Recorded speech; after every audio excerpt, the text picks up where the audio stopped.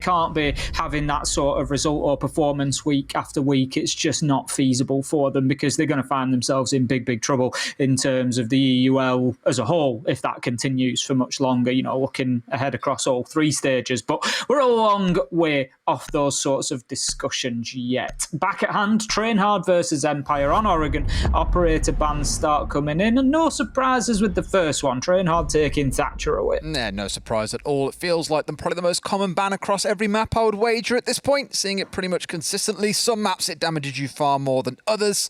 Look into things like Clubhouse, where, hey, normally we're left with one of the hard breaches available at the very least and be able to do some damage, but it does sting a little bit to have it taken away.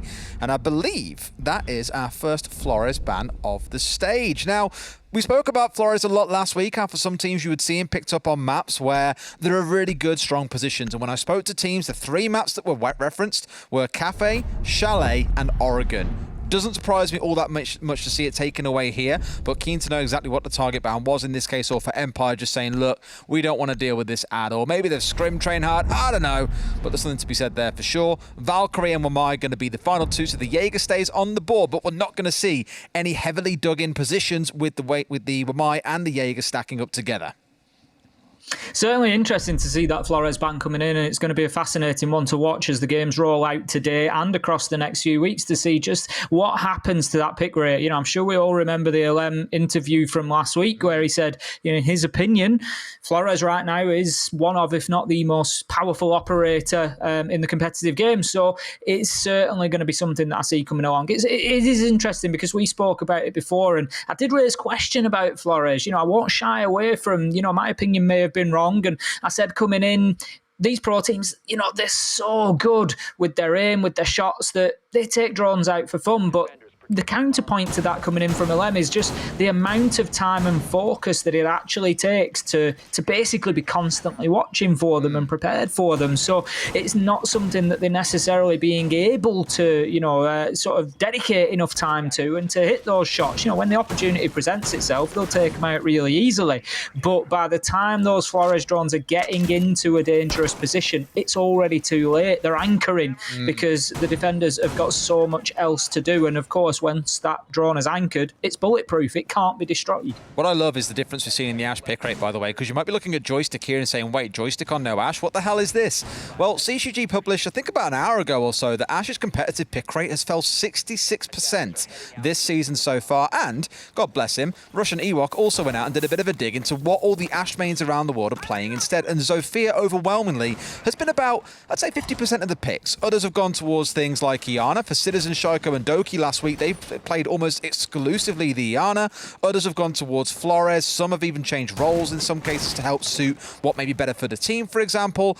But one thing's for sure, you are going to see a hell of a lot less Ash, and probably, even though you saw a lot before, even more Zofia than before with Iana and the Flores being mixed in here. It's going to be Dan playing on the Iana, though.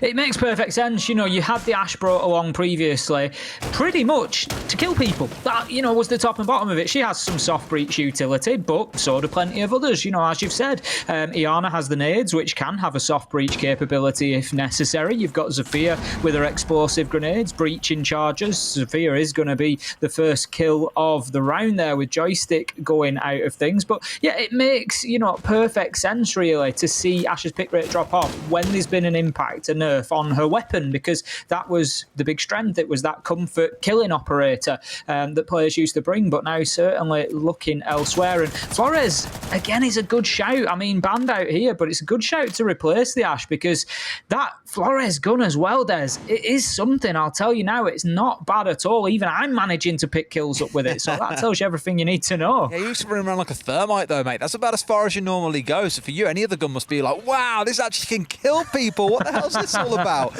Either way, Durza, with this double reinforced wall, it's worth mentioning inside of security, means that there isn't that rotate angle that normally teams get, looking from dining all the way through into security, able to do some damage onto the player inside of there. In fact, I believe it was BDS who were in a similar spot when they were against TSM at SI, trying to make sure they could get the player out of security. Took a lot of work to do so when even one of those walls was left soft. But with both reinforced off here, those angles not so easy to get. They waste about 2 minutes inside of security and finally step back. That grenade comes singing through. Going to catch the second one. I do believe we'll sort this issue, by the way, with the kill feed after this round. We'll let you guys know in just a second. But yes, it's Chaoxis going down there at the second in the round.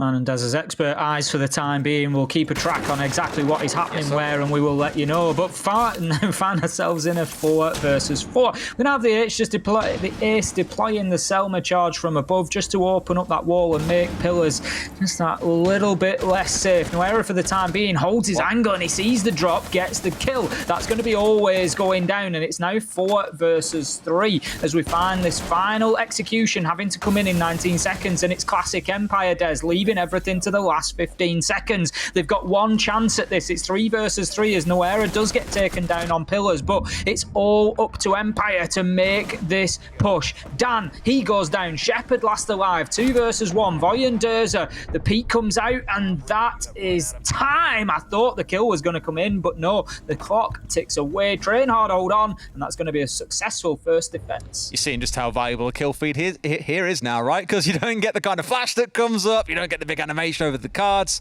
God bless the UBUI team for making sure we have that kind of information, else this job will be way harder than it already is. But you touched on it that round perfectly, I think, Case. For Empire, very slow, leaving it until the last second. They even struggled with, up until the final 15 seconds, Noera being inside of blue. He should have been removed from there a long time ago. No way should he still be holding the corner. He's got the support of the player playing on elbow, for example. Empire left it all with a bit too much to do, and they spoke about this being their issue last stage before we went to SI, was they would drone something, they would be uncertain, they'd re-drone it, they'd go, okay, yeah, just drone it one more time, and they'd do this 3, 4, 5 times over just for one spot to the stage. They were choking themselves out in the dying seconds, but will not take it all away from TrainHard. They had a good 2-minute hold inside of security that Empire took quite a while to figure out, despite having the perimeter room control. It's strange to see, Des. It's strange to see more than anything because it's not the Empire that we saw at LAN. And I know that there is a difference between online and LAN, but there shouldn't be a difference in the confidence of going in and trying to take a kill. If we were seeing, right, for example, if we were seeing Empire losing 3 or 4 players in the first minute and a half, 2 minutes, then I'd say maybe that's a difference between online and LAN, because they're still trying to push in confidently, but they're losing their gunfights now rather than winning them. So they're losing the manpower. But that's not what we're seeing. We're coming into the final minute and still having 4 players left alive for Empire, which suggests that they're not pushing in, they're not taking those fights. And it's straight back to that problem that I thought we'd seen dealt with the performance at SI. Joystick, more than 10 kills a game average. He was just like, a madman going in there, taking down people left, right and centre. He was unstoppable, over 120 kills. It was just ludicrous was his performance. And so it's strange to see that problem sort of feeling like it's creeping back in. The whole conversation we had at the start of the last round about the Ashe, the Zofia, the Flores, the Ana. Well, Joystick is saying, got killed really early in the round of Zofia. It's a bad omen. Get me back on the Ashe. So he's going to be running the Ashe this round. You spoke a little bit around the, the use of the soft destruction that others have. She was, during the utility meta, used an awful lot to deal with things with shields, given she had 3 breaching rounds. That has been changed a bit now, but with 2 still on side and the 3 breaching rounds and being a 3-speed, you can understand the breaching charges, you can understand why she can still be a popular pick at points. Just to recall, for quite a few, I think, has shaken a few players who would otherwise really like to bring her along. So we'll see if Joystick can have more impact in this round than in the previous one. That drone thrown straight into a mute jammer. Yeah, it's an interesting change. It does bring her more in line with Zofia, who, of course, only has 2 explosive grenades. So that is basically the equivalent for Ashe now. And as you say, then the potential for those 3 explosive breaching charges as well. But I think, you've got to look at that and ask the question, because Zofia also has the concussive grenades. So, again, you see when that direct comparison comes in, why now Zofia looks like the obvious choice. But for the time being, Blaz is going to be playing in behind that Goyo shield inside of Trophy. It's an aggressive hold onto Master Door there, just to prevent Empire being able to push in, but they managed to clear him out quite nicely. Chaoxis is going to get that reinforcement late into the round, nearly halfway through, and he's able to get it off. There's no challenge coming in from Master Door there. I love that. What they've done there is have someone playing inside a Trophy behind the shield, so they can very confidently just sit through that wall and contest anyone trying to run in through the door. It's another stall tactic coming out of TrainHard, the 2nd round in a row. Sadly, they haven't wasted 2 minutes. They've got about 1.5 minutes, and they've lost the opening man. Joystick getting himself on the board finally, so it has bit them a little bit, but you've lost 1 man, you've wasted about 2 minutes. You're not going to complain about that, Tim. Absolutely not. It is a good start from TrainHard, but there's still work to be done for them. They've got control over a lot of site here, and interestingly, Durza has kept himself away. He's in big tower now. Dan, I think, is aware of his presence, and he's just going to hold down that flank and prevent him moving back. Great kill from Dan there. Blaz, he manages to find Joystick to keep that man count tight, though. 3 versus 4, 40 seconds left to go. And Empire, this is the point in the round that I want to see them starting to push forward, starting to think about that execute so that they give themselves a second chance. I've got a feeling, Des, it's going to be another 20 seconds before that happens. Oh, no, he needs to be careful. I was about to say the man was flanking him down through Dining. Does go down to Dan off the cut of that one. Chaos is going down 2. Makes this a 3 versus 1. Blaz, if anyone can, he is the man, but can't bring down Always as he steps his way up. In fact, no, sorry, it wasn't Always. It was Dan stepping his way up, gets the closing kill, and Empire will take round number 2. Those earlier 2 kills to get the ball rolling, I think filling them with a bit of confidence to make the play happen. Glad that Empire proved me wrong there. I said at 30 seconds, it could be another 20 seconds before they started making that final push, but no, they smelt blood in the water and they pushed forward immediately, and that's the confidence that we want. Getting onto White Stairs there, pushing up to the top of it and finding those final kills. So Team Empire get themselves one on the board to level things out, and this is already setting up to be a close game. And you and I spoke about this one before, Des, if you remember. We spoke about it earlier this afternoon, and I said, I've got a feeling that TrainHard, they're a team that's on a bit of an upward trend at the minute. The momentum is carrying them sort of upwards in terms of performance, and Team Empire, unfortunately, they're on a little bit of a downward spiral. But I said, I feel like they are coming together at a very similar point on that graph. If you imagine one line going up, one line coming down in terms of performance, they just meet in here, where I think they're at a very similar level in terms of sort of overall performance and ability within the maps, and I think this is going to be very, very tight. I think for TrainHard, after they recovered towards the back end of last stage and, 2 out of their final 3 games, I believe they won and put themselves into a much better position. Not unlike last year, to be fair, when they were facing off against relegation back when they were known as Tempera. They were up against teams like Secret, there was Rogue down there, already scrapping it out for those 9th and 10th place positions. And Chaos, obviously, as we all know exactly how that one panned out. They managed to swing it back at the very, very end, and that's kind of carried on a slight upward trend, I'd say, off the back end of last stage. And we haven't seen them playing between that. Empire we have, as you say, so for them it's a case of trying to get back on the wagon and show us what we saw at SI isn't going to be a one-off. Now, up here on the top floor, at least they've got a contest with Noera, who again is playing in this more aggressive position. You've seen him in the last couple of rounds being one of the first men to greet the attackers. In the round 1, it was back in blue. The previous round, a little more aggressive inside of Trophy 2, so he is getting up there. For a player that has really struggled to shine so far, it was him and Blaz that everyone got really excited about. I'm really intrigued to see is, why they're keeping him on these really aggressive spots and putting someone like Durza, who very regularly, every 3 or 4 rounds, is walking out with a 3K out of seemingly nowhere to make things happen. One final thing to touch on, Tim, the constant mid-round adaptability. That shield being dropped at the bottom of White looks all the way down Zulu now and just gives another roadblock for Empire to deal with that they wouldn't have droned out at the start of the round. Certainly does. Joystick still on that top floor clearance, looking to get some vertical superiority in place. And at the minute, time is being burnt for no real reason. No, there is a man inside there. It was just his ADS blocking it out. So I know this is it. And it can happen to the players as well. They don't get the silhouettes the same, but when they do push into those rooms, they can suffer the same problems. But right now, a bit of a stumbling block for Team Empire here. Not really sure how to get rid of Noera. If he can pick up a kill here, then it's an absolutely fantastic position that he's held, but if nothing else, he's wasted an awful lot of time. He does look to get some shots onto Joystick. He will go down, but Noera finished off there. It was actually Chaoxis that got the kill. I think that must have been from underneath. He had an angle through the hatch, so he was able to support Noera, but coming into the final minute, it's 4 versus 3. Empire looking pretty good at the minute. Yeah, again, it's another minute, 45 seconds, 2 minutes or so being burnt off the clock here. And for Empire, you probably wager, well, 60 seconds is still a lot of time to get stuff done, and sure, but think about the limited information they'll have around the sides itself because they've spent so long on the top floor as a 4 or 5-man unit trying to pinch Noera out. I did think for a second that he might get the kill and then drop away immediately, but I think he got tagged from inside a pig. Unfortunate, will lose his life. However, with 2 now down the side of TrainHard, it's exactly the same as it was in the previous round. Make it 3 now down. Empire starting to pick up some pace here, and despite the early roadblocks from TrainHard, they're finding the kills that's going to make these executes. Oh, Blaz! That was nasty. They're the kind of shots you want to be hitting.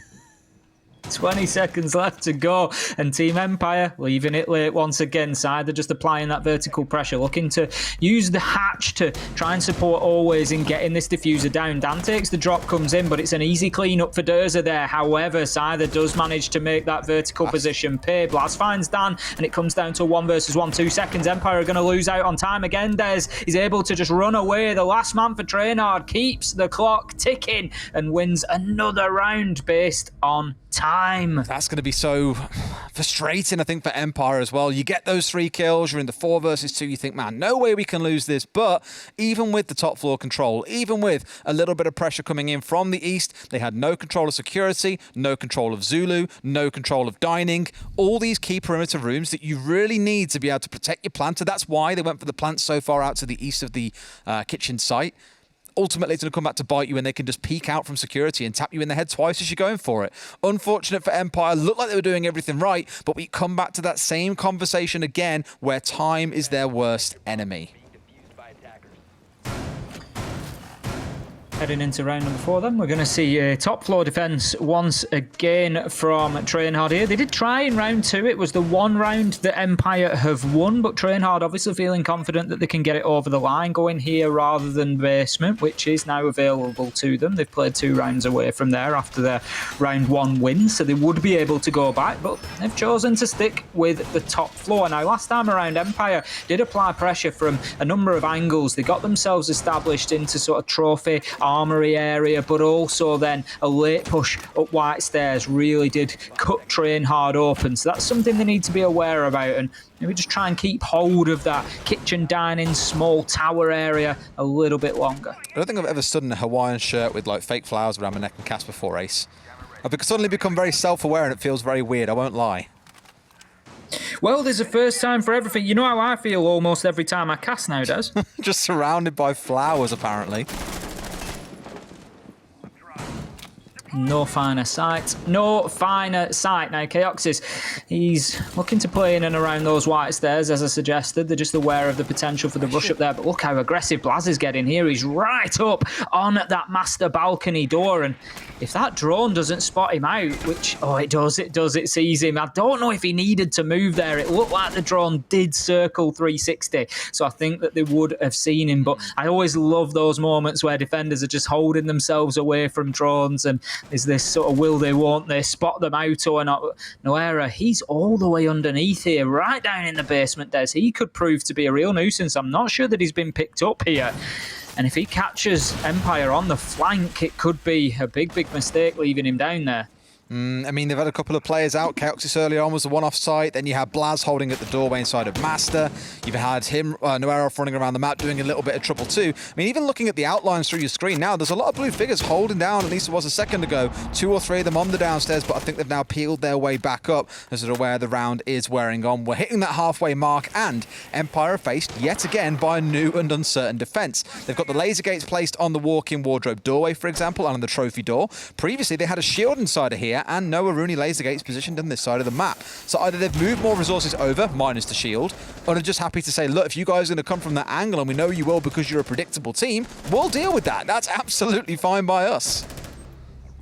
Chaoxis gets the impact trick there to keep the master closet wall closed for the time being, but it will then be open. Joystick, he gets one onto Voy.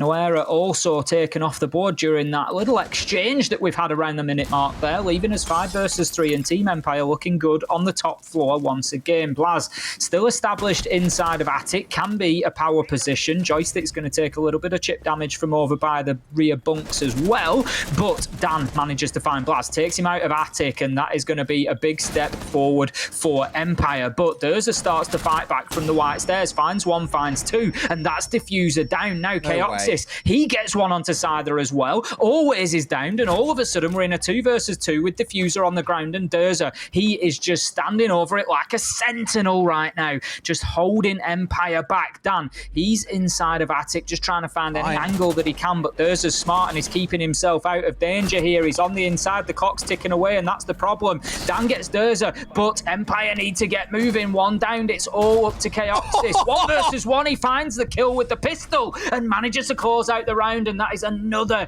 tight 3-minute round nearly that TrainHard come out on top of. Oh, but Tim, again for Empire, you're in a 5 versus 2 at one point in that round with plenty of time to play with, enough time to coordinate team members, get your angles set up, get back on drones, and then throw it away. In a sense here, I'm not going to say that TrainHard have been losing every gunfight, but the majority of them, it feels like they have. Empire are walking away with, I think, more kills on the board at this point than what TrainHard have got, but because these rounds keep on coming down to time, because Empire, despite finding numbers advantages, keep on bleeding away these advantages, TrainHard are 3-1 up. You would never guess that was the scoreline, I think, looking at the scoreboard. That is the absolute insanity of it. And they've really got to buck their ideas up here. I appreciate you're on attack. I appreciate TrainHard are changing all their defenses around, but you cannot be throwing away 5v2 advantages. It's simply not something you can do at this level of competition. Absolutely not. There's no better way to put it, Des. I won't add on to it. I won't change. It's just the fact.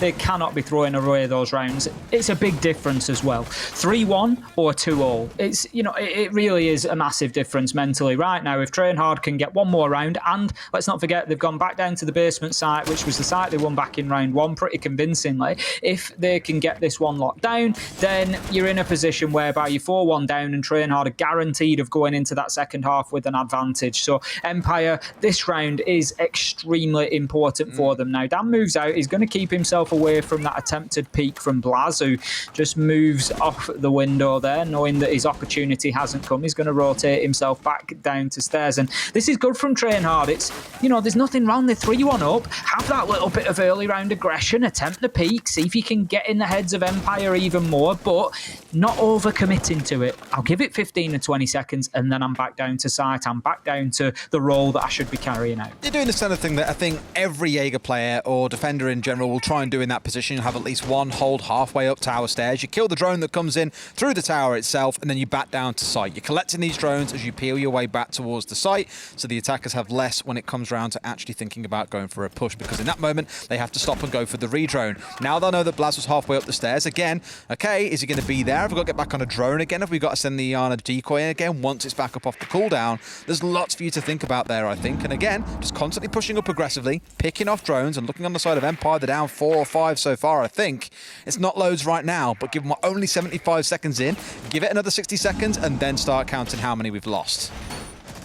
TrainHard aren't giving anything up easily here. They've got Chaoxis playing over in Freezer on the Goyo. We can see there's a lot of attention from them towards Bunker as well. Now, Joystick, he's trying to move down into Freezer, so it's going to come down to Chaoxis to hold this down. But for the time being, he's dipped over to the Freezer door and he's looking to apply some pressure onto Pillars, which he actually moves up to. Will be spotted out. What were you saying about pros being able to shoot drones again, Ace? Electrical.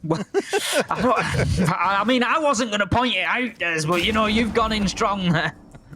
You've got to. Chaoxis does have a lot of jitter when he shoots, in case you haven't noticed, by the way. I don't know, it's obviously his style of play, right? But he does jitter a lot when he goes to those shots, and I can't imagine in all cases. He jitters a lot onto heads. He definitely jitters a lot onto heads, I'll tell you that. Last round was enough of a case for that, all I'm going to say. But let's see then, as we break down into the final 60 seconds or so. For Empire, it felt after about 45 seconds, they got Scyther moving through the ground floor incredibly quickly. They knew that Blaz had pulled back down from tower, but here we are, a minute and a half later, still looking to get in. They find the opening kill, but if nothing else, it's nothing to be excited about from what we've seen in previous rounds. Chaox is getting one back, finally getting traded out by Shepard, and Danzing clicking on heads with 30 seconds to go. Finally, are we going to see Empire do something here, Tim?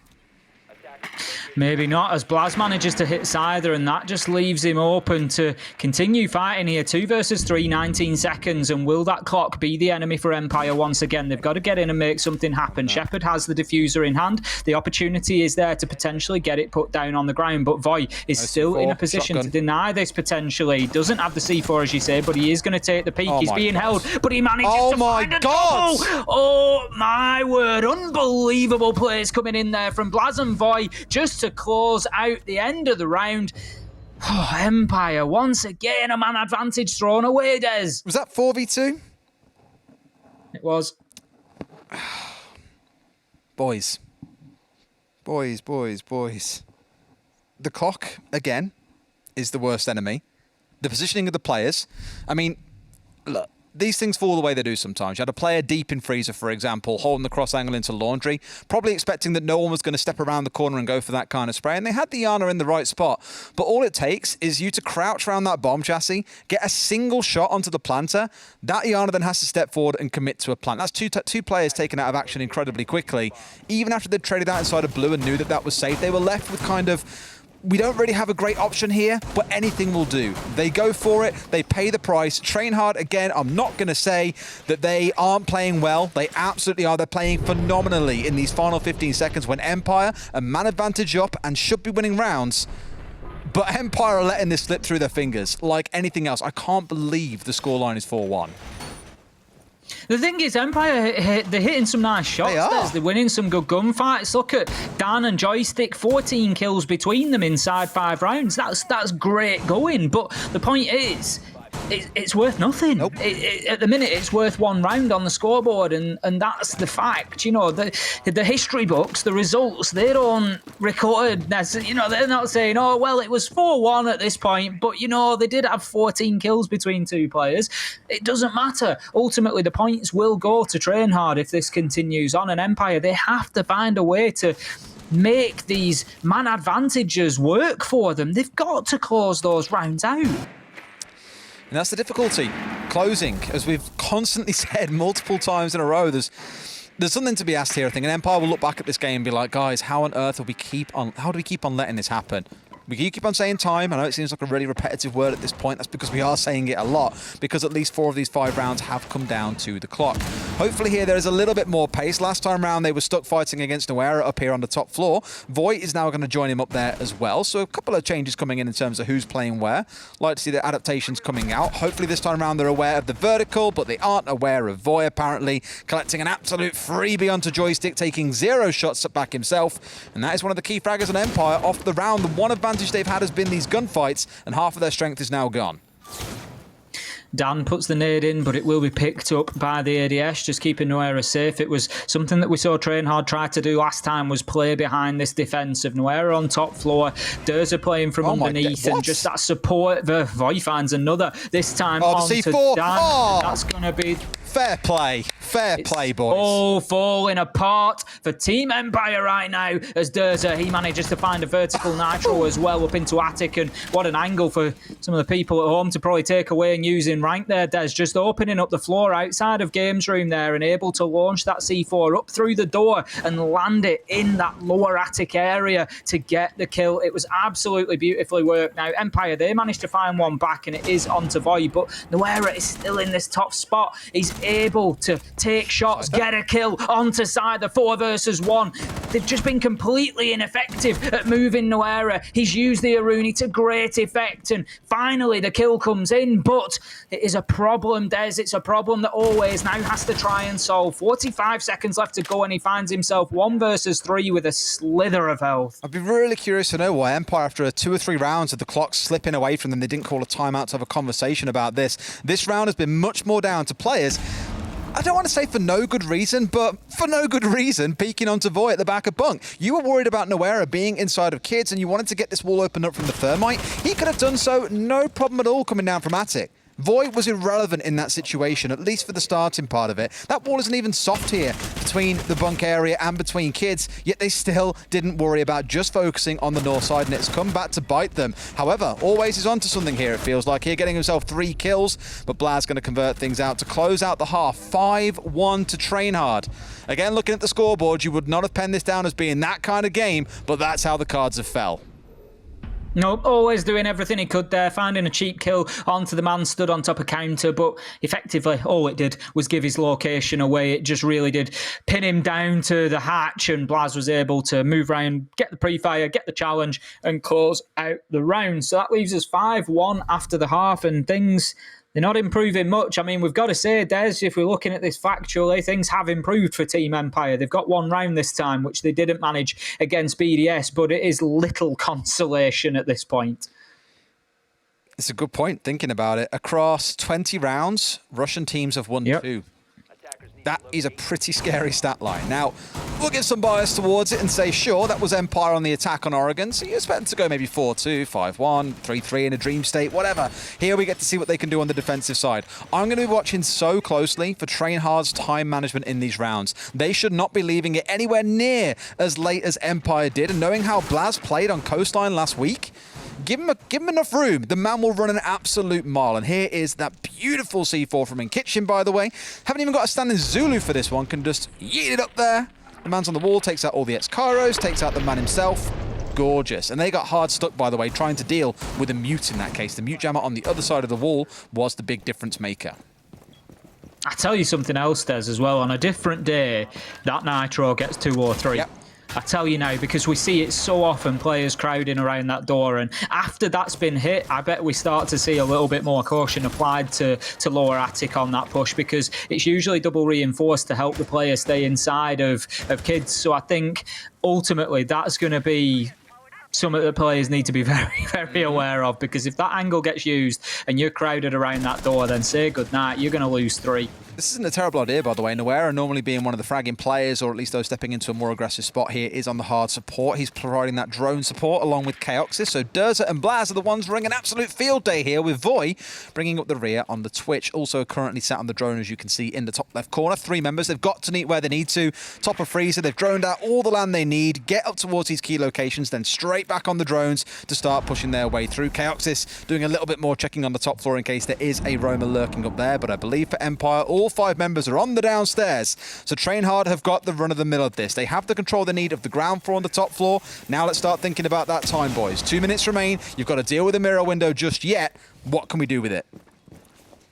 Dan just going to hold that position for the time being. We've seen some great plays from there. There's one that stands out in my mind from Kendrew, if you remember, just playing inside of the bomb chassis. Des managed to find himself 3 from that exact location, 2 into Freezer and 1 onto Laundry. So a real power spot for Dan there, and he could be very important as this round progresses. So he needs to keep himself alive and just take the smart fights. Don't throw his life away on a silly challenge over peak at this point in time. There's still 1.5 minutes left to go. Chaoxis is going to start opening up that electrical hatch. That's going to apply a little bit of pressure, but to be fair, there's nobody from Empire playing in a position that is really going to affect at this point. It's usually more towards clearing out pillars, clearing out Shaiko spot if anybody's in there, but there isn't anybody there at this point in time. Empire all focused towards Laundry and Freezer, which could be their undoing if they don't pay attention to Chaoxis on that rear side. Now, Dan's mirror window has been smoked out. Voy tries to get a Twitch drone in there to clear it, but no, Empire very alert to the potential danger there, and he's not going to get away with it. So Blaz has no option but to take the challenge onto the Freezer door, and he will lose HP doing it. 35 seconds left to go, and things are looking good for Empire until the first kill goes to Durza, but traded outside, gets one of his own. 30 seconds, and TrainHard need to get moving. Nice little C4 coming through, Diffuser cold on the ground in the 4 versus 3 for Empire.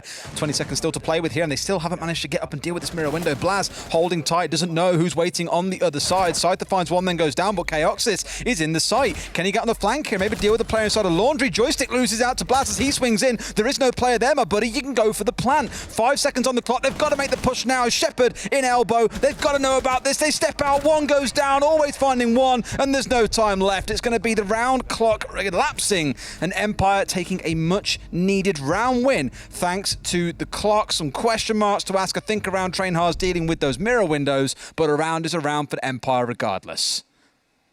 Yeah, Empire, they took the chances when they were presented to them. TrainHard fought well throughout that, but Empire pretty stalwart and steady and happy in their defensive setup, I think, and able to get that one over the line. But the big questions are going to start being asked for Team Empire now. We're coming into round number 8. We're going to be going to dorms. We would expect this to be a reasonable site for Team Empire, but let's remember, TrainHard, they are on 5 at the minute. One more round will see them move on to match point, and Team Empire, they're going to have to defend either dining in kitchen or meeting in kitchen. Almost certainly. So that's going to be the linchpin for me. Even if they get this secondary site over the line, great progress for them. They've got themselves back within touching distance, but it's then going to be round 9. That's going to be the real key for me in this one. I said I'd watch the time for TrainHard. We saw exactly how much damage it did to them. I wonder if Blaz was scared about stepping up inside a freezer, by the way, and meleeing the mirror, because of course now when you punch a mirror window or a bulletproof or a Maestro Evil Eye, it breaks the glass and you can no longer see through them, so it makes it far less effective for those defenders that are sat playing behind the mirror windows. I think he was worried because he didn't want to get sprayed from north side of freezer to someone as he runs across through the smoke, gets sprayed down because they hear his footsteps coming, for example. Good chance that Empire would find a kill. So even with it being smoked off, I think they were still quite afraid of making anything happen off the back of it. There was something in that round for TrainHard just being able to get inside a supply seemingly uncontested and picking up a free kill. But sadly that clock, it has been a cruel mistress for both teams so far tonight. We'll see if TrainHard can do better here on the top floor, given they've got one of these big execution-based operators in the Ying on side.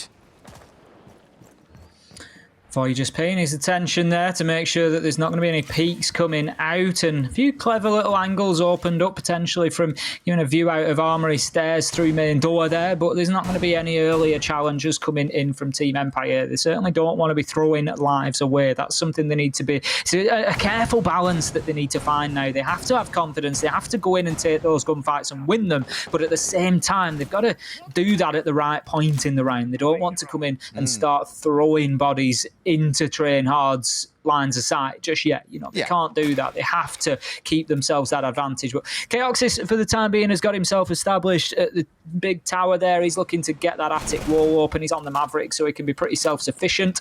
Dan, he's just going to open a little angle onto Armory stairs there. And it's always an interesting position because it allows you to make that challenge, of course, coming in from Trophy onto the Army stairs area. Now, Danny chooses to just step up and get a little bit more aggressive, but needs to be careful because as he moves back into his position, he's overextended himself, Des, and Durza, having got himself into Master Closet, takes full advantage of that and manages to take Dan down before he can get behind that shield. Big first kill coming out for them. That's the one that you want to look for. A C4 taken off the board as well. Him out of a power position. This should make life a bit easy for them. Joystick should be able to deny this. Yes, he does. We've seen this one far too many times. And in comes the first Ying. I think here more preemptive or just to try and make Empire panic into responding, but there was no responding play coming out of the other side. He's got to be so careful if he tries to go for repelling, by the way, about these holes open up in front of that kid's window. That's going to be the player downstairs, always I believe it is, waiting to catch him as soon as he tries to make the push in.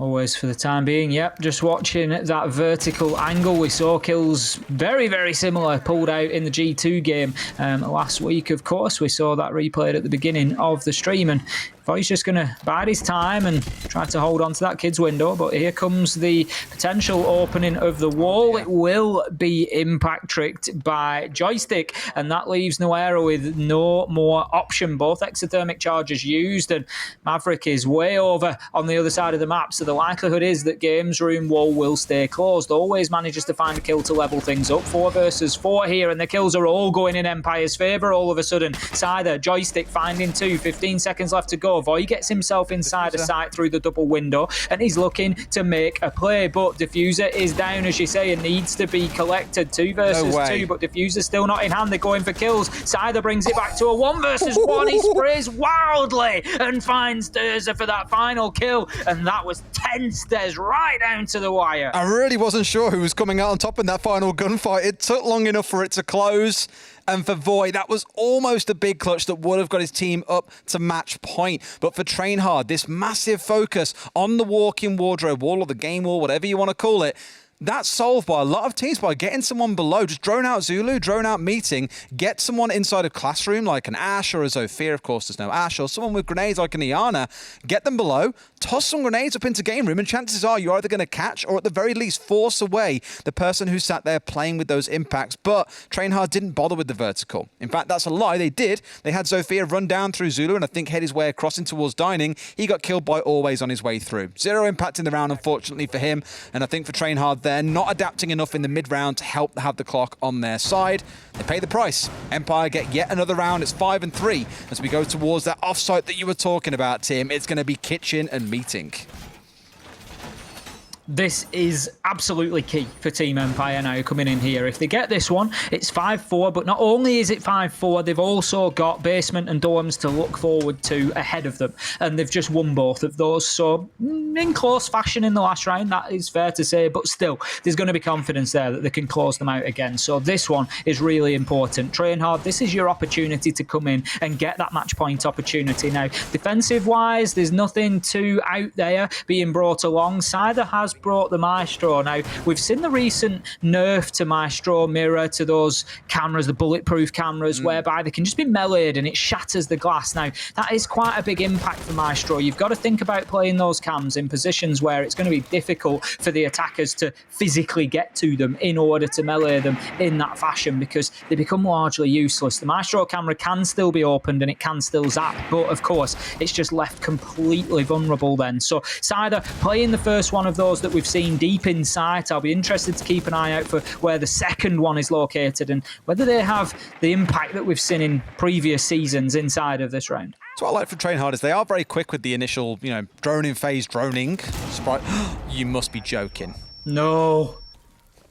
That is perfect for Team Empire, Des. A stray nade coming in there and taking the wearer down. That's the thermite gone as well. The exothermic charger's now useless. They do have the option of Maverick. Chaoxis able to open up reinforcements if needs be, but everything just got a lot more difficult. This just stuck a multiplier on things for TrainHard, but Blaz, he gets things moving in the right direction again with the kill onto Shepard, leveling things out 4 versus 4. But you got to say, Des, this already is feeling like an Empire round. There's a long way to go yet. There's a lot of time left on the cards, but Empire just feel like they're in the ascendancy of this one. They've still got top floor control. They've got man advantage. They've got the hard breach down. They're ticking a lot of boxes right now. Yeah, and Blaz, I think finding one back at least is a start. But knowing there are a couple of members holding upstairs and there is going to be a shotgun here, you've already paid the price to him at the top of white. You know he's lurking around this area and just looks away at the wrong moment. Another man going down for TrainHard. And what is it with this? You know there's a guy there. And he gets an additional 2 kills on top of the first one. TrainHard looking to lose yet another round. And for all we said about Empire, about not being able to attack in the first half, TrainHard are showing just how difficult it might be to do on Oregon, with both teams struggling to get anything out of the attacking half. It certainly looks like it's going to come down to a battle of who can win the most attacks at this point in time, but we could well be cruising for an early overtime finisher as well here in match number 1. Of course, if it gets to 6-0, we're in a best of 12, so that would then effectively leave us in a tie, but we will have a best of 3 rounds overtime if that is the case. Blaz going very well again, as you picked up on him before the game. 18 kills it was last week, 11 kills this week. Is he going to be in that situation again where Blaz goes big, puts a lot of numbers on the board and still comes away with a loss? It's heading that way very quickly.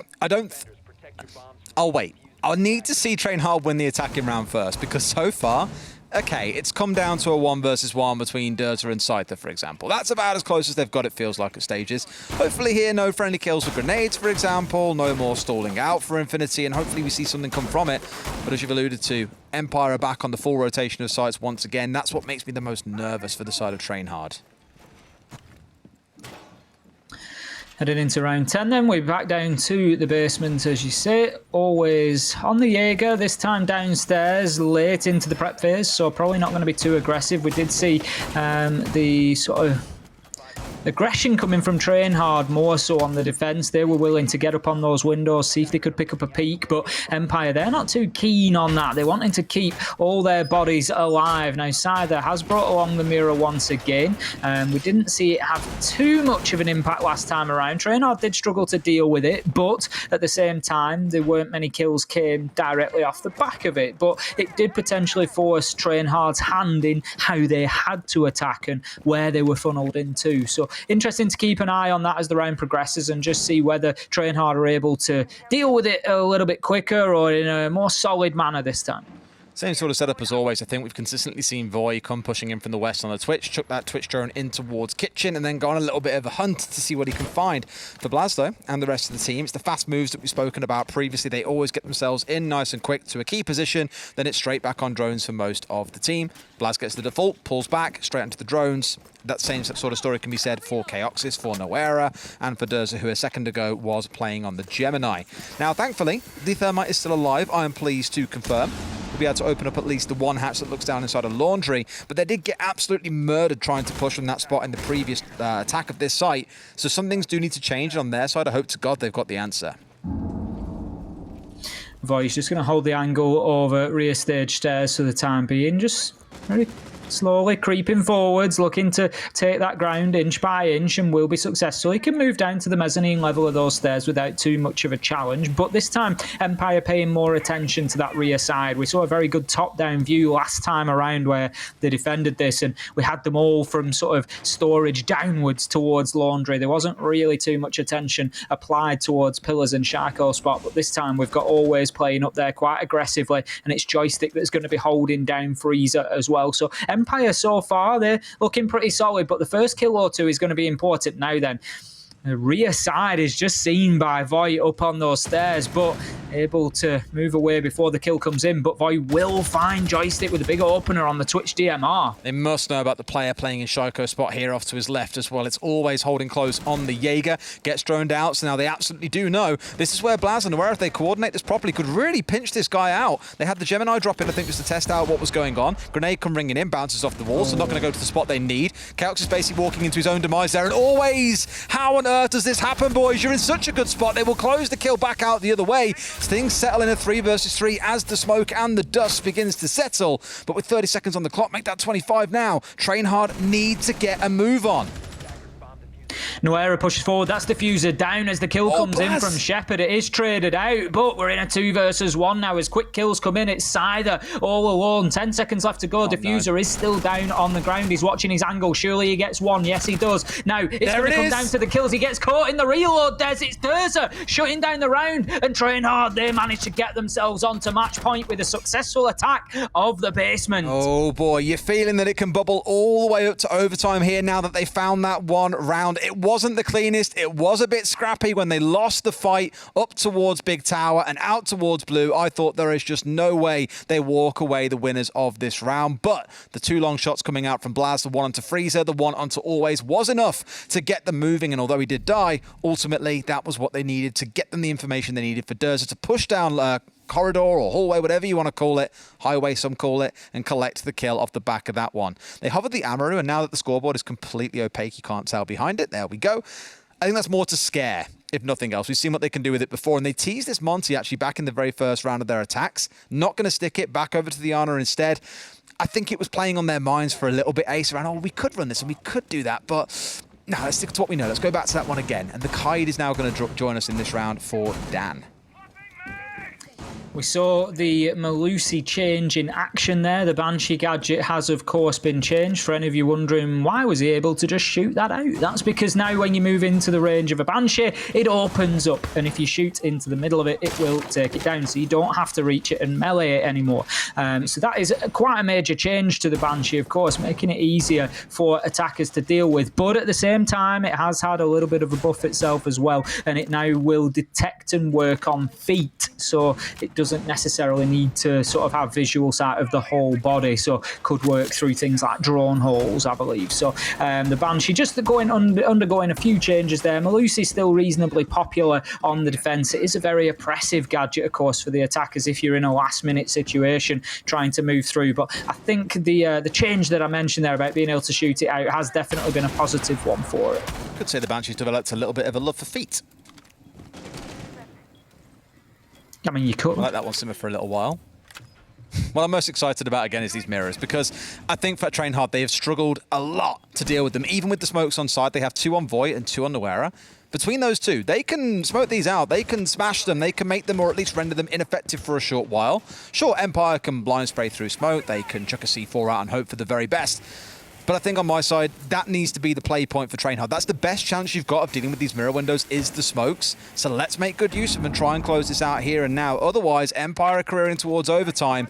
And heaven knows, I don't know which side which team starts on, but I guarantee you, whoever starts on defense, they'll be the ones walking away the winner. Oh, it's a big advantage. There's no two ways about it. We've seen the defenders really reigning triumphant at the minute, but TrainHard, they're not going to want to go that far, Des. They're going to want to lock this down. They don't have great memories of overtime from last week, of course. So it's going to be tight, I'm sure, but TrainHard will be looking to push this over the line here and now.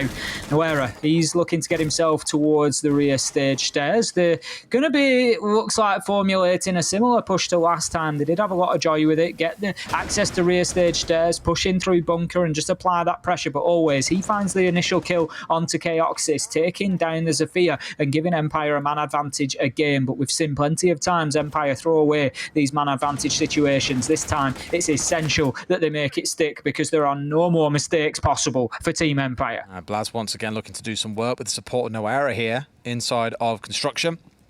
We already saw him walk in the last round, kill 2. Shepard's going to step quite aggressively onto the corner. Actually, I was kind of surprised he was going to go with that, knowing there's likely a player there behind the drone. But with that door wall opened up, he's now threatened from 2 directions. Always still in a power spot, being able to peek over the smoke. Can he see the man? No, but Dan can. 5 versus 3. Looks like Empire again on course to be able to win the round out here. But let's see how the dying few seconds go. We've seen a few too many come a little bit too close for comfort. Now 5 versus 3 now as the final push comes in from TrainHard. 30 seconds left to go. Durza, he's looking to get himself relocated, and it is certainly late in the round to be making big changes or adaptations. Always seems to have predicted this one quite well, and he's moving over to try and shut it down. Noera, he moves in and gets a kill onto Scyther with a headshot. 4 versus 3, 4 versus 2 as always. As I said, moving out from underneath the stairs there, manages to get that kill, and that leaves us now with 7 seconds left to go, and surely this is an Empire round as it plays out. 3 seconds ticking by, the sand moves through the hourglass, and that is it. TrainHard, you didn't get it over the line. Empire successful down on basement once again, and that is going to be 6-5, and we're going all the way to 12 rounds. Boo, Blaz, boo. Saving KD, boo. Not trying to push him to try and make another hero play work on that one, and we have the first time out being called. Again, I was surprised in the first half we didn't see Empire call one around about this time. But for TrainHard, at least, that conversation is starting right now. They know they're in this commanding position. They're sat at match point. 1 round needs to work, and they only have 1 chance left. If they don't, it's going to be overtime. It's going to be that essential reset into a best of 3. And I'm not 100% sure, again, who starts on defense, but I imagine whoever does will be the ones who walk away ultimately the victor, given how we've seen the attacks fare so far on this map. Yeah, it seems that way. And as we said coming into it, Des, this has been as tight as expected. There's been mistakes on both sides, that much is fair to say. But there's also been big plays. There's been, great passages. We've got Blaz both going, big on both sides of the table. So it really is interesting to see how this one is going to end up, how it's going to shake down. I think Empire have got the momentum at the minute. I can see this going to overtime. Depends on the site. In this case, it will be the second floor, because in that previous round win, that of course does give you the extension to play the same site again, as they did on the basement. And now they get to go to the top floor rather than an off-site like meeting and kitchen. So let's see how things shape up here in terms of the picks coming out. It's going to be that Ying stepping in once again. Now, I had question marks around Void's use of the Ying. I think every single Candela was burnt, not to gain ground or to have members push forward, but more just to try and force Empire to move. And for that much at least, it was effective. But there were no cross angles being held. There was no kill lines being set up by the members of TrainHard to capitalize on that movement. And I did wonder, would it not be better to try and make use of these Candelas in an execute, for example, rather than just yeet them into a room and hoping for the best off the back of it? Because it didn't seem to be all that effective last time round. I'm hoping the conversation they've just had has given them a better idea. So this is it now, 6-5, and this is Team Empire's last chance. As we said, no mistakes to be made here. They've got to lock this one down. They've brought along the Frost. As you say, there's always an opportunity for those to catch people out in the late round particularly, so keep an eye on those positions. Now Dan is playing in behind a shield inside of Trophy once again. We saw this last time around. He's going to try to hold down that master door. It wasn't really successful. He had got himself a little bit caught in no man's land, pushing into Armory Corridor to aggress onto the stairs there. But then as he tried to move back to his defensive position, he was shut down as he did so. And he's actually going to relocate there. He's moved the shield. That's going to be available for Scyther to try and keep himself locked inside of Attic. And the Frost, he's going to move away. Dan's going to play a different angle. Some might be wondering, by the way, what is this fantastic artwork coming out of Chaoxis on this top wall? Reason for it being that the one that's lower down, if you sit on the stairs at the very back of Attic, you can see a long line all the way through and essentially cut off onto any players who try and peek out just with the tiniest of head angles, meaning they can't play exposed to the wall itself. And then the little weird triangle to the right-hand side. Some don't even bother doing that. They just have a little circle. But that essentially is the point through which you will then be able to move and get yourself inside of Attic and progress forwards. Out comes the nade. That will be picked up by the ADS that has been positioned by Scyther himself and is going to help him stay in position. I don't think there was a second there, so that will clear the shield out, and that leaves Scyther at least a little bit more exposed, but all the work certainly isn't done inside of Attic yet. We've had a smoke grenade just deployed on the trophy door there, and it's sometimes done to support that Attic wall getting open to assist in moving Scyther, but it just doesn't seem like that attempt has really come through. Noera's still out on the balcony there, so I'm not sure exactly what the plan was with that smoke canister, but Scyther, he's going to find one onto Voy, gets himself out of Attic for the time being and picks up a kill along the way. Now Noera, he's able to start moving in, the breach is open, out goes another smoke canister. That might give him the opportunity to try and get in and get this diffuser down, but he's not pushing it just yet. The shield has been cleared out, forcing Scyther to relocate once again, but 50 seconds left to go. TrainHard, they're aggressive, they're looking good. They've got to do a job yet though. I mean, that C4's going to come singing out of there straight into the default spot in game and kill Noera when he goes to the plan if Dan doesn't kill him first at the top of white. There is still so much for TrainHard to do, and we're starting to run out of time. Down goes Scyther, 4 versus 4 with 40 seconds to play. It's all the 4s. Why isn't Shaiko playing? But it's Blaz to start things off with a 4 versus 3. 3 versus 3 as Joystick finds that kill onto Noera, and then as he moves in, gets a second onto Durza. 3 versus 2 now, Team Empire looking to take us all the way to overtime. But Baz, he has something to say about it as he finds one onto Shepard. Shut down by that man that you picked out underneath. Des is always proving himself to be a problem at this point. Empire just completely doubling down on the vertical here. Both remaining players are downstairs and looking to shut this out. Chaoxis, the last man alive, goes to get the diffuser down. He has to stick it. Always can't find him, and he's going to. Now Joystick comes in. Can he win the fight? No. Find ourselves 1 versus 1, but he steps over the vertical hole. Always. He's got to get himself up there, but he has plenty of time. He knows where the plant is. Does he? Yeah. No, he doesn't. He's got to find the diffuser. He's checking all the spots. He still has the time. He's going to get the job done. That is a tight one for Empire. That was an exciting finish to round 12. Oh, yes. You know he's downstairs. He's shot at you a couple of times as you've run around, and why you'd even risk stepping over anywhere with an exposed flooring is beyond me. But chances it, maybe got caught a little bit on the rotate as well. Fair enough, because otherwise he was home clear. Maybe didn't know there was a C4 or not in the back pocket of Always, so didn't want to chance it.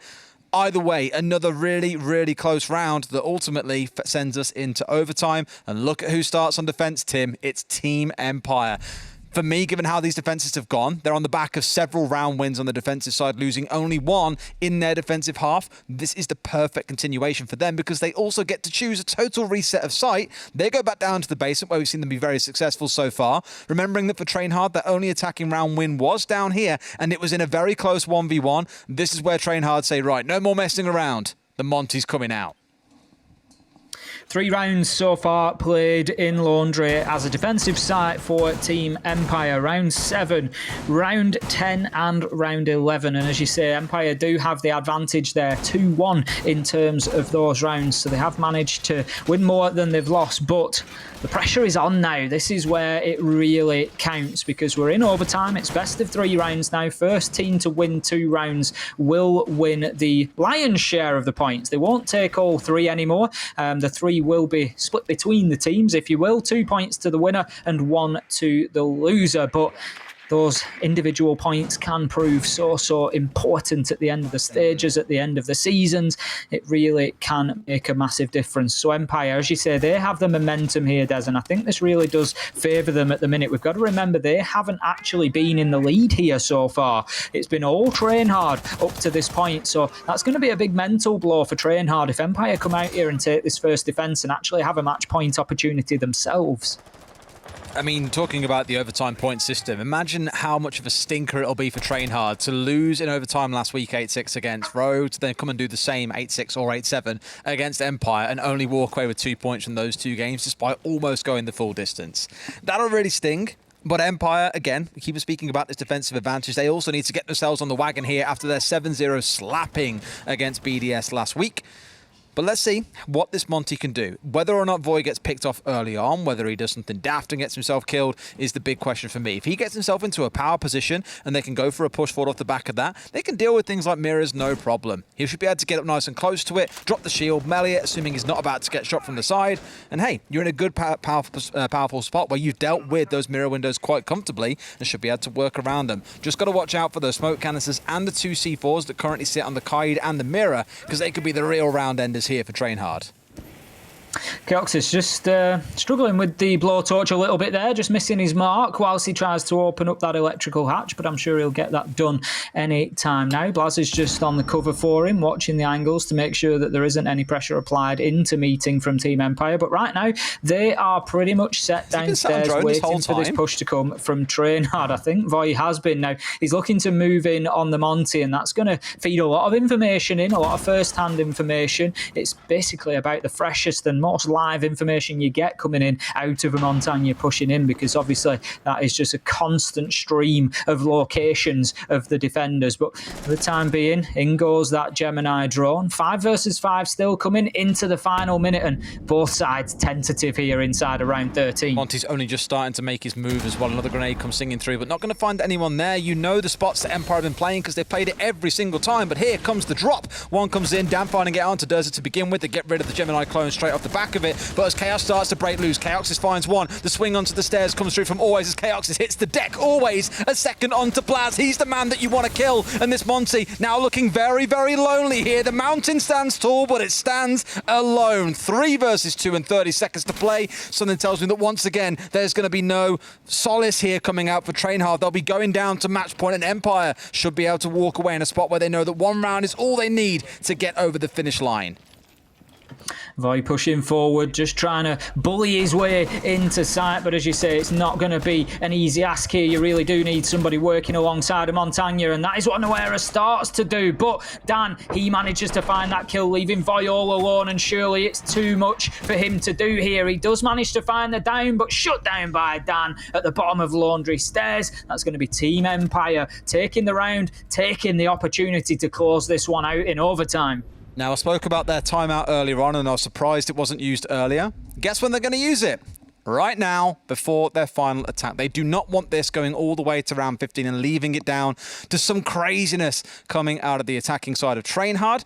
They're mainly built of temper, and they're a team that we know to be quite erratic and bring out some crazy things at the best of times. You don't want it to be happening now, so a good conversation about, right, remember all the things that went wrong in the first half. Our timing, that was the number one that really played off. The droning wasn't fantastic, but our gun skill, absolutely phenomenal. A little bit more pace to it, a little more team play together, rather relying on someone like Dan or Joystick to get a couple of opening kills.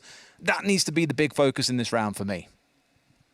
Yeah, I would agree with you. We'll see how it plays out, of course, when we get back in. But this one, as we've said, Des, is going to sting for TrainHard after all the work that they did last week. That is going to be fresh in their memories right now, and there's a real possibility that it's going to play a big factor here. You know, if they're not laser focused on this round, on the result that they need to get out of it. Say, Tim. Laser focused. I knew you'd love that one, Des. It was there just for you. I'm glad you picked up on it. Absolutely love it, mate.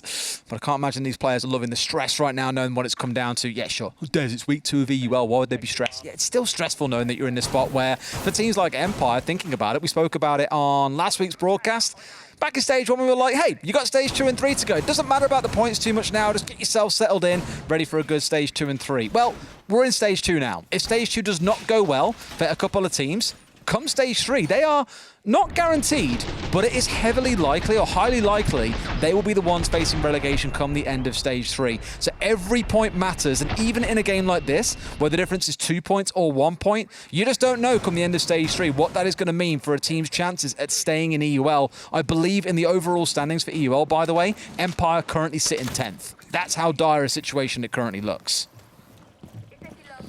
Well, we can see the live rankings that update at the top right of our screens there, and with Empire in the lead, it puts them up to 6th place, joint with TrainHard, of course, because TrainHard will pick up 1 point, leaving them on 2 overall. Empire would pick up 2 from here, leaving them on 2 overall. But it certainly paints a bit of a healthier picture for Empire, getting them in towards that mid-table if they can get the win here. But attack was not their strong point last time around. It is fair to say it's not been anybody's here on Oregon today. It really has been a struggle for both teams to try and get these rounds over the line. So I think we could be heading for a round 15 here. The odds would certainly suggest that an Empire are going to have to do something very different to what they showed us previously. Now, Blaz, he's waiting at the top of Freezer Stairs. He's got a nitro in hand here. They are just waiting for a big start. They're just waiting for that sound cue of Joystick pushing in here. The laser gate will be cleared out for the time being. That's going to allow Joystick access. You can see for the moment that Blaz has just dropped himself back on Freezer Stairs rather than staying with that aggressive line and nitro in hand. He's actually going to drop himself back much deeper now. But Durza, he is still in security.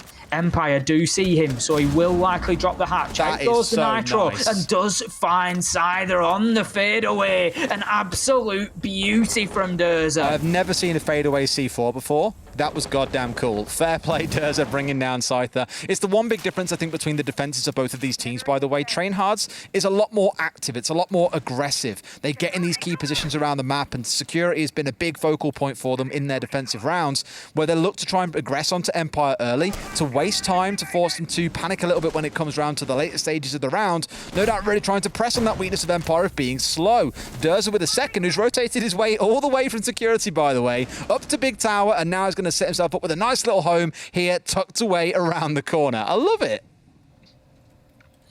Certainly looking good. Joystick, he's got himself the angle there, the long angle through into Freezer, but he's going to need to find some kills if this is the case. Now, he's looking to move round to the door. Oh. He does try to take a view, but he doesn't find it. Gets shut down, Noera onto Joystick, and that is going to leave us now 5 versus 2, and all is looking good for TrainHard. Always looking to fight forward from Laundry, but with 30 seconds left to go, I think there's probably a little bit too much work for Empire to do here, and I'm just thinking towards that next round, Des. Empire are going to have to defend dorms, and they've got the wins there, but it's been tight sometimes, so it's going to be a tight and tense final round. Blaz finds that kill onto Shepard. 5 versus 1 now. Always gets killed at the bottom. Durza shut down, and that's going to be round... I mean, Ace. To TrainHard, and we go to 15. It's Durza. From security to Big Tower, down to Laundry Stairs on the flank, killing 3 people all the way. That was one of those fabled 3K rounds I spoke about for Durza. I don't know why, but every 3, 4, 5 rounds is when he steps up and walks away with a 3K and basically wins his team around.